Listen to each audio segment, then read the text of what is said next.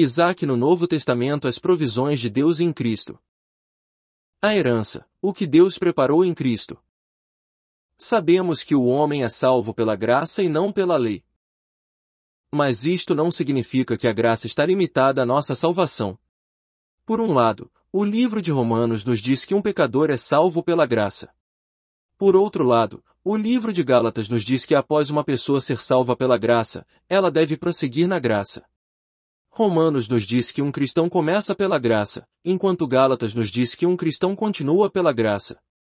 Gálatas 3:3 diz: Sois assim insensatos que, tendo começado no Espírito, estejais agora vos aperfeiçoando na carne.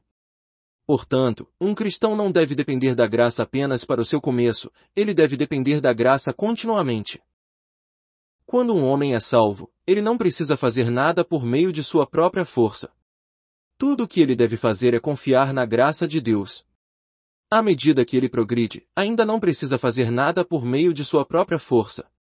Mais uma vez, tudo o que ele tem de fazer é confiar na graça de Deus. Esta é a característica de Isaac, continuar na graça de Deus. Não só o nosso começo é uma questão de graça, mas a nossa continuação também é uma questão de graça. Do começo ao fim é uma questão de receber. No Novo Testamento nosso Isaac é Cristo. Ele é o Filho unigênito de Deus. Ele tornou-se Isaac para nós, a fim de que pudéssemos desfrutar a herança de Deus nele. 2 aspectos da graça.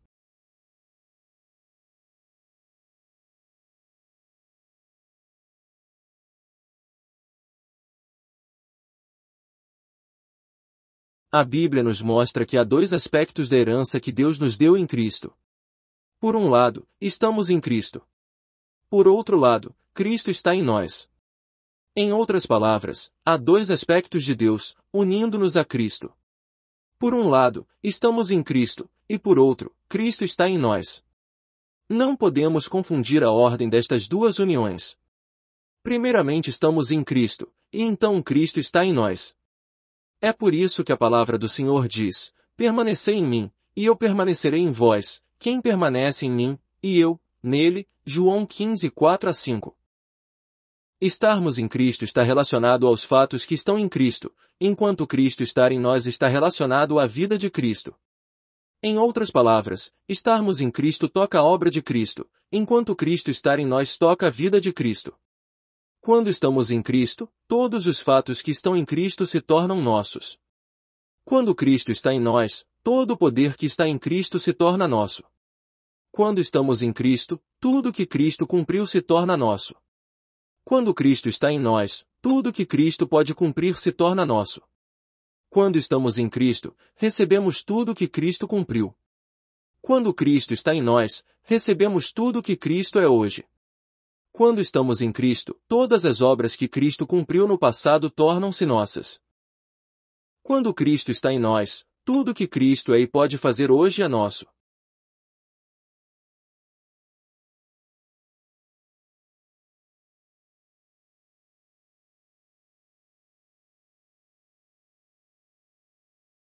Precisamos perceber que todas as provisões de Deus em Cristo são nossa herança. Se queremos entender a dimensão da herança de Deus para nós e se queremos conhecer a extensão do desfrute da nossa herança, precisamos ver que estamos em Cristo e Cristo está em nós. Todo aquele que quer conhecer o Senhor deve conhecê-lo nesses 2 aspectos. Se apenas soubermos que estamos em Cristo, mas não soubermos que Cristo está em nós, seremos fracos e vazios, e tudo será teórico. Fracassaremos repetidas vezes. Contudo, se apenas soubermos que Cristo está em nós, sem saber que estamos em Cristo, sofreremos muito. Descobriremos que não temos os meios para fazer aquilo que queremos fazer. Não importando quanto tentemos, restarão imperfeições em nós. Temos de perceber que a herança de Deus para nós em Cristo contém esses 2 aspectos. Por um lado, estamos em Cristo, e por outro, Cristo está em nós. Esses 2 aspectos da nossa herança nos proporcionam um rico desfrute no Senhor. Todos os assuntos relacionados à vida e piedade, santidade e justiça, e todas as coisas pertencentes a esta era e à vindoura estão incluídas nestas 2 frases, nós em Cristo e Cristo em nós. Esses 2 aspectos da graça são o desfrute de um cristão. Se desfrutarmos esses aspectos da graça, não precisaremos de nenhum esforço próprio. Esses dois aspectos da graça nos libertarão de nossa própria obra. Eles nos mostrarão que tudo vem de Deus e que nada vem de nós mesmos. Éramos pecadores, e para prosseguirmos, havia necessidade de um novo começo e de uma nova posição. Estávamos atolados na lama. Se fossemos abandonados à nossa própria sorte, ficaríamos na lama para sempre. Para dar-nos uma nova posição, Deus tirou-nos da lama e colocou nossos pés sobre a rocha. Assim que temos uma nova posição, temos um novo começo, e podemos ir adiante a partir dali. Precisamos ser libertados do pecado, a lama, e precisamos assumir uma nova posição. Que tipo de posição é a nova posição? É uma posição diante de Deus. Como podemos ser libertados da lama, e como podemos assumir esta nova posição? Como podemos achegar-nos diante de Deus? Temos a vida adâmica em nós, e somos pecaminosos. Não nos tornamos pecaminosos depois que fizemos alguma coisa má, somos pecaminosos desde que nascemos. Nossa conduta é errada porque herdamos uma vida errada. No início, quando nos tornamos cristãos, apenas víamos que a nossa conduta estava errada. Depois de muito tempo, a cruz fez alguma obra em nós, e sob o trabalho demolidor de Deus, vimos que não somente a nossa conduta estava errada, mas a nossa pessoa também estava errada. Não só a nossa conduta está errada, mas a vida adâmica dentro de nós está errada. Nossa vida está errada, portanto, nossa conduta está errada. Isso é o que o livro de Romanos nos diz. Os 3 primeiros capítulos de Romanos mostram-nos que nossa conduta está errada, enquanto os capítulos 5 até 8 mostram-nos que nossa pessoa está errada. Uma vez que nossa pessoa esteja errada, que devemos fazer? A palavra de Deus diz que devemos morrer. Deus exige que os pecados do homem sejam lavados e o homem que peca seja morto. Porquanto quem morreu, justificado está do pecado. Romanos 6:7. Portanto, a única maneira para se tratar com o homem pecador é levá-lo à morte. Mas isso não é tudo. Junto com a morte, precisamos de uma nova vida. Quando morremos, tudo acaba. Se queremos ter um novo início diante de Deus, precisamos de uma nova vida. Portanto, não só precisamos morrer, como também precisamos ressuscitar. Mas não podemos parar neste ponto. A ressurreição não é suficiente, e uma nova vida não é suficiente. Nós ainda precisamos de uma nova posição. Portanto, Deus nos transfere da velha posição e nos coloca numa nova posição nos céus, para que possamos viver diante de Deus. A partir desse ponto, temos uma nova posição e nada mais temos com a velha posição. Simplificando, como pecadores temos 3 grandes necessidades: morte, ressurreição e ascensão. Com morte, ressurreição e ascensão, tudo o que temos em Adão é terminado e podemos ter um novo começo. Nós em Cristo.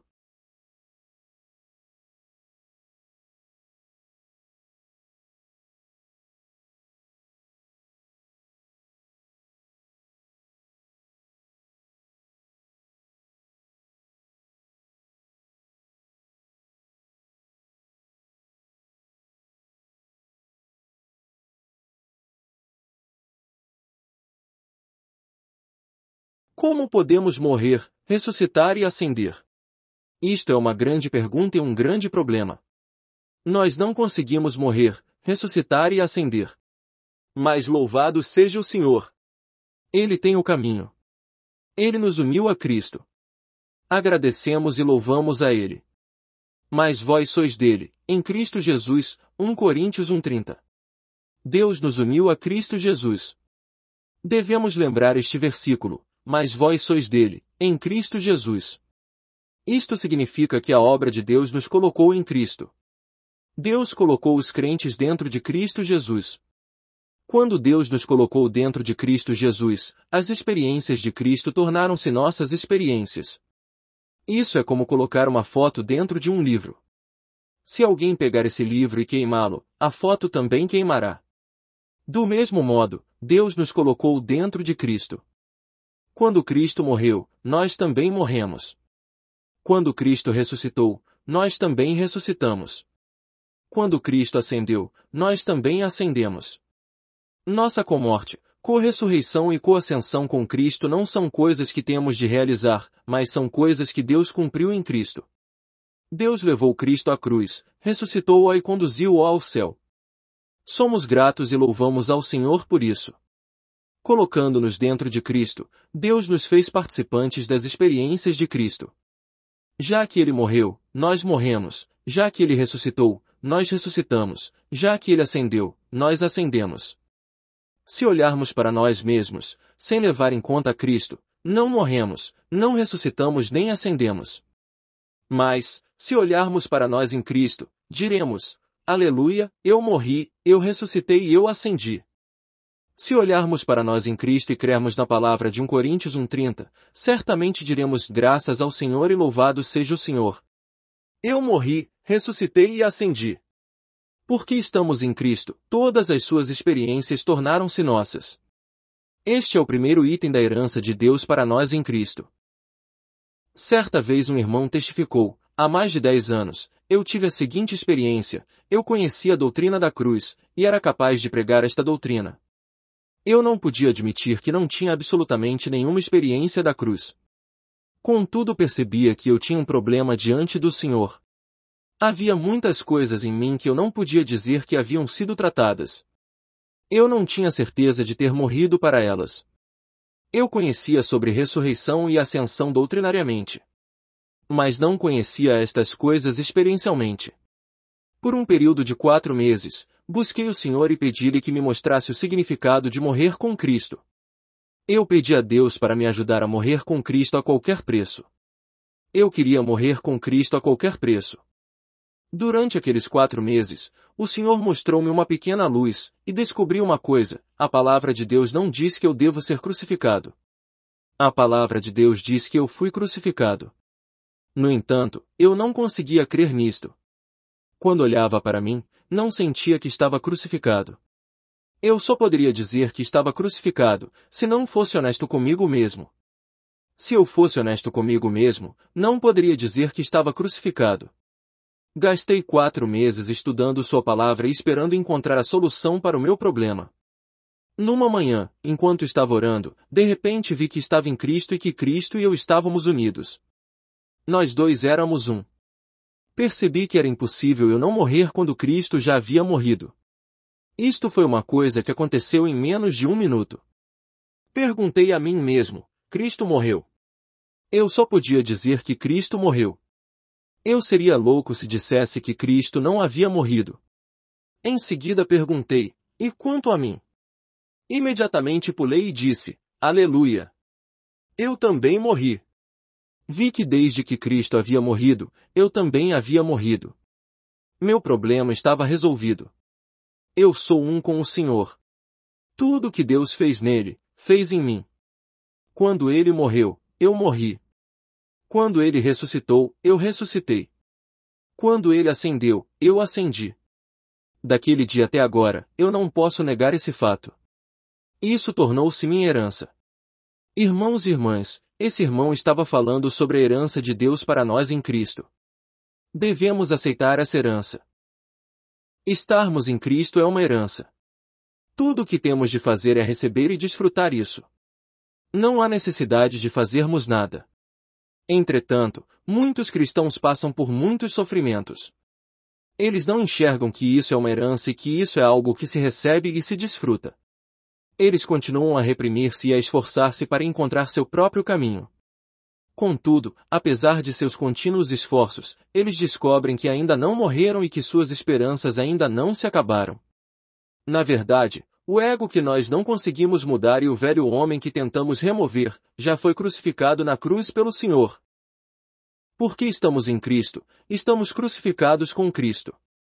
Podemos alcançar esta experiência por nós mesmos, ou isto é algo que Deus nos deu em Cristo. Muitos cristãos deparam-se com este problema. Eles acham que a crucificação é uma experiência que precisam alcançar. Mas de acordo com a palavra do Senhor, isso não existe. Deus consumou tudo em Cristo. Tudo o que precisamos fazer é receber. Evidentemente, isso depende do quanto se tem visto. Alguns tomam a crucificação como uma doutrina, e só a entendem como doutrina e ensinamento. Isso é infrutífero. Precisamos ter a revelação e a visão interior para ver que estamos em Cristo, para que possamos desfrutar o fato de nossa crucificação com Cristo. Deus fez tudo em Cristo. Quando estamos em Cristo, tudo que é feito em Cristo é feito em nós. É por isso que 1 Coríntios 1:30 é tão precioso, mas vós sois dele, em Cristo Jesus. Aleluia! Deus nos colocou em Cristo. Agradecemos ao Senhor porque Ele não apenas nos deu Cristo e o poder de Cristo, mas muito mais a experiência de Cristo. Nós não apenas participamos da natureza divina, mas participamos da natureza do Filho de Deus, e partilhamos da experiência do Filho de Deus. É lógico que estamos falando sobre a sua experiência de morte, ressurreição e ascensão. Não participamos de suas experiências antes da sua morte. Naquela época, o único grão ainda era um único grão. Mas depois que o único grão morreu, seu tudo tornou-se nosso tudo. Cristo em nós.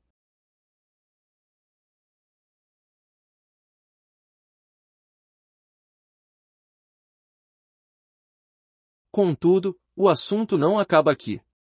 Quando estamos em Cristo, nosso passado é concluído e somos introduzidos no presente, no qual Deus nos concede outra parte da nossa herança em Cristo. Essa herança é Cristo em nós.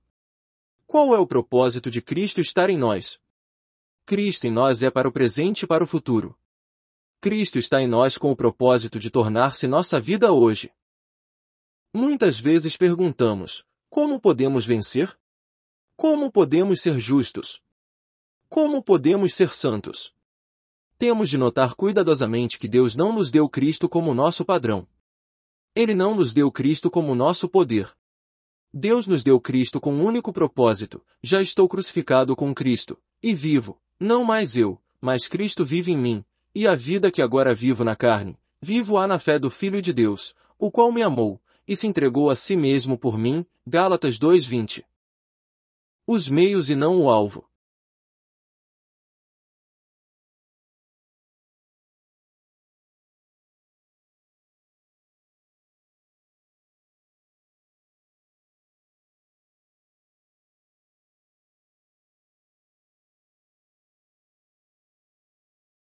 Muitas pessoas estão enganadas ao pensar que Deus fez de Gálatas 2:20 nosso alvo. Depois de serem cristãos por 5 ou 10 anos, eles esperam que um dia possam dizer que estão crucificados com Cristo e que já não são eles que vivem, mas é Cristo quem está vivendo neles. Eles acham que este é o elevado objetivo em direção ao qual devem esforçar-se. Muitos pensam, continuarei prosseguindo, até o dia em que alcançarei este alvo. Será maravilhoso. Mas Gálatas 2:20 não diz que este é o alvo de Deus que devemos alcançar. Ele diz que é o meio de Deus, algo que Deus realizou. Este versículo mostra-nos o significado da vida cristã, e como um cristão deve viver esta vida e satisfazer a Deus. Agradecemos ao Senhor porque já estamos crucificados em Cristo. Não precisamos buscar viver com Ele. Em vez disto, Cristo vive em nós como nossa vida. Se queremos viver a vida cristã e satisfazer o coração de Deus, o caminho é já não vivermos, mas Cristo viver em nós. Em outras palavras, o Senhor Jesus está vivendo por nós e a nosso favor. É por isso que podemos dizer que já não somos nós quem vivemos, mas é Cristo quem está vivendo. Uma lei.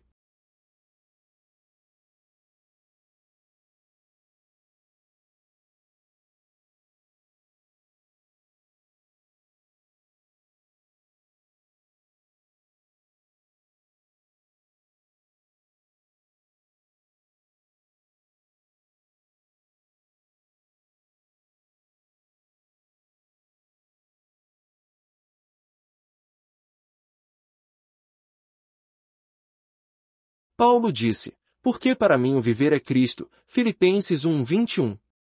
Isto não significa que Paulo alcançou determinado estágio depois de ser cristão por muitos anos e pôde então dizer, porque para mim o viver é Cristo. Ele estava dizendo que este foi o modo pelo qual ele viveria todo o tempo. Que é a vida cristã? A vida cristã é simplesmente Cristo. Que significa Cristo viver em nós? Cristo viver em nós significa que Cristo é nossa vida e que Ele está vivendo em nosso lugar. Não vivemos pelo poder de Cristo. Em vez disso, Cristo está vivendo em nós e a nosso favor. Isso é uma herança que nós podemos desfrutar. Deus nos deu Cristo para ser nossa vida. A vida cristã é uma vida que não exige esforço próprio, porque a vida cristã é uma lei. Deus nos deu Cristo para ser nossa vida. Essa vida é uma lei, e é espontânea. Não é necessário fazermos nada. A lei do Espírito da vida está em nós, Romanos 8:2. Não precisamos nos decidir a fazer nada. Quando essa lei opera, ela espontaneamente faz as coisas por nós.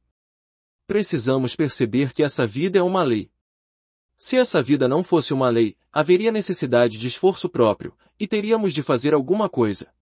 Mas desde que é uma lei, não é necessário esforço próprio e não há necessidade de fazermos qualquer obra. Suponha que estejamos segurando algo em nossas mãos. Na hora em que soltarmos, o objeto cairá no chão. A força da gravidade é uma lei, e esta lei produz certos resultados automaticamente. Agradecemos e louvamos ao Senhor porque a vida cristã é uma lei e porque não precisamos nos esforçar em tal vida. Agradecemos ao Senhor porque tal lei opera de modo espontâneo. Deus colocou Cristo em nós e o deu a nós como nossa herança. Ele está operando espontaneamente em nós. Tudo o que temos de fazer é receber como Isaac fez. Uma pessoa.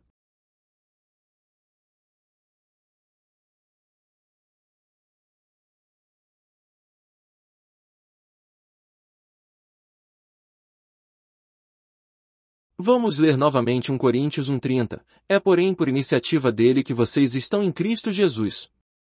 A primeira parte do versículo fala sobre estarmos em Cristo Jesus. A segunda parte do versículo diz, o qual se tornou sabedoria de Deus para nós, isto é, justiça, santidade e redenção, NVI. Deus fez Cristo nossa justiça, nossa santificação e nossa redenção. A justiça, originalmente, era uma coisa, mas a justiça que Deus nos dá não é uma coisa, e, sim, uma pessoa. É o Senhor Jesus dentro de nós, tornando-se nossa justiça. Ele é nossa justiça. A santificação, originalmente, era uma condição, mas a santificação que Deus nos dá não é uma condição, e, sim, uma pessoa. É o Senhor Jesus dentro de nós, tornando-se nossa santificação, Ele é a nossa santificação. A redenção, originalmente, era uma esperança, mas a redenção que Deus nos dá não é uma esperança, e, sim, uma pessoa. É Cristo dentro de nós, tornando-se nossa esperança da glória. O próprio Cristo.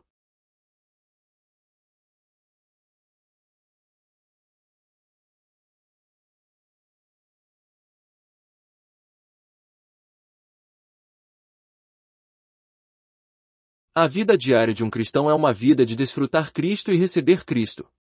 Por um lado, permanecemos em Cristo, percebendo que tudo que Cristo realizou é nosso. Por outro lado, enquanto vivemos nesta terra, dia após dia Cristo se torna tudo o que precisamos. Cristo é, Ele próprio, esse tudo. Nossa santificação é exatamente Cristo, nossa justiça é exatamente Cristo, nossa paciência é exatamente Cristo, e nossa humildade, mansidão e bondade são exatamente Cristo. Alegria não é quando estamos alegres. Alegria é Cristo vivendo em nós e sendo expresso como alegria. Mansidão não é uma aparência simulada de fragilidade diante dos outros.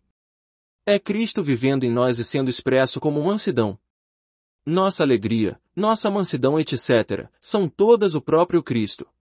Essas são as expressões de Cristo. Isso é o que torna os cristãos tão especiais. Nós temos uma vida dentro de nós, e essa vida é exatamente o próprio Cristo. Não é necessário usarmos nossa própria força. Essa vida espontaneamente se expressará em mansidão, bondade, humildade e paciência. Cristo em nós torna-se nossa mansidão, nossa bondade, nossa humildade e nossa paciência. Podemos achar que mansidão, bondade, humildade e paciência são virtudes que possuímos, mas a palavra de Deus nos mostra que essas coisas são exatamente o próprio Cristo. Deus colocou seu Filho dentro de nós, para que o próprio Cristo viva espontaneamente em nós em todas as circunstâncias. Quando somos tentados pela ansiedade, essa vida se manifesta como paciência. Quando somos tentados pelo orgulho, essa vida se manifesta como humildade. Quando somos tentados pela teimosia, essa vida se manifesta como mansidão. Quando somos tentados pela impureza, essa vida se manifesta como santidade. Cristo expressa sua paciência, sua humildade, sua mansidão e sua santidade de dentro de nós. Cristo se torna nossa paciência, nossa humildade e nossa santidade. Não é uma questão do nosso agir, mas uma questão de Cristo viver. Nós não precisamos tentar ser humildes pelo poder do Senhor, em vez disso, Cristo é nossa humildade. Não precisamos tentar ser santos pelo poder do Senhor, em vez disso, Cristo é nossa santidade. Não precisamos cumprir o objetivo de Deus, vivendo por nós mesmos ou até mesmo pelo poder do Senhor. A manifestação espontânea do próprio Cristo cumpre o objetivo de Deus. Quando o Senhor é expresso através de nós, tornamo-nos o que somos espontaneamente. Isso é ser cristão. O Deus de Isaque e o Deus de Jacó.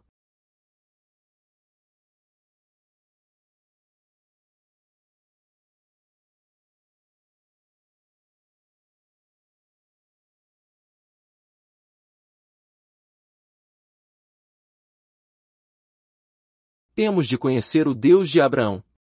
Se queremos prosseguir, temos de nos entregar ao Deus Todo-Poderoso e permitir-lhe que se revele a nós como o Pai no momento oportuno.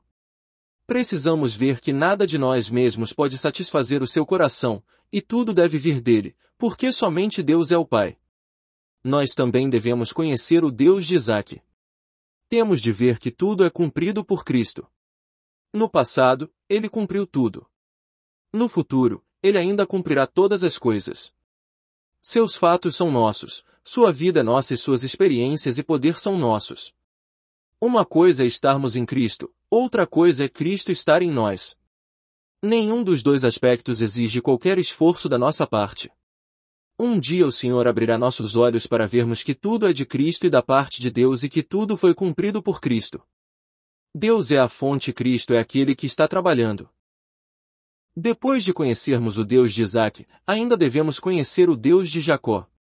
Qual é a diferença de significado espiritual entre o Deus de Isaque e o Deus de Jacó? Podemos dizer que o Deus de Isaque nos mostra como Deus tem dispensado seu Filho a nós, enquanto o Deus de Jacó nos mostra como Deus está nos disciplinando por meio do Espírito Santo. O Deus de Isaque nos mostra o dom de Deus, enquanto o Deus de Jacó nos mostra a habilidade de Deus. O Deus de Isaque nos dá a ousadia para testificar: Deus me deu nova luz e mostrou-me que Cristo é minha vida. Eu venci. O Deus de Jacó nos leva a confessar humildemente: Deus me mostrou o ego, e eu nunca poderei confiar nele novamente nem me orgulhar de sua utilidade. O Deus de Isaque leva-nos a proclamar ousadamente: o pecado está esmagado debaixo dos meus pés. O Deus de Jacó nos faz confessar com temor: eu ainda posso fracassar a qualquer momento. O Deus de Isaque nos mostra a Cristo, enquanto o Deus de Jacó nos mostra a nós mesmos. O conhecimento do Deus de Isaque nos dá confiança para sabermos que tudo é feito por Cristo e não por nós mesmos. O conhecimento do Deus de Jacó nos leva a conhecer a nós mesmos e nos liberta da presunção. Se estudarmos a palavra de Deus cuidadosamente, veremos estes dois diferentes tipos de experiências. Podemos dizer que o Deus de Jacó completa a obra do Deus de Isaque.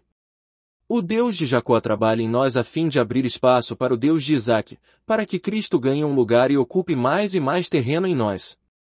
É esta verdadeira obra que nos coloca em fraqueza, temor e grande tremor, 1 Coríntios 2:3. Nossa vida é um paradoxo. Temos muita segurança em Cristo, e ao mesmo tempo, não temos nenhuma segurança em nós mesmos. Por um lado, somos ousados para testificar e falar, mas por outro, ficamos temerosos de falar qualquer coisa e nos sentimos como pó diante dele. Sem o sangue do Senhor não podemos encarar Deus. Depois de conhecermos o Deus de Isaque, nós ainda temos de prosseguir para conhecer o Deus de Jacó. Quando juntamos estas duas experiências, temos a vida cristã adequada. Extraído do livro O Deus de Abraão, Isaque e Jacó. Inscreva-se no canal Desfrutar é bem melhor.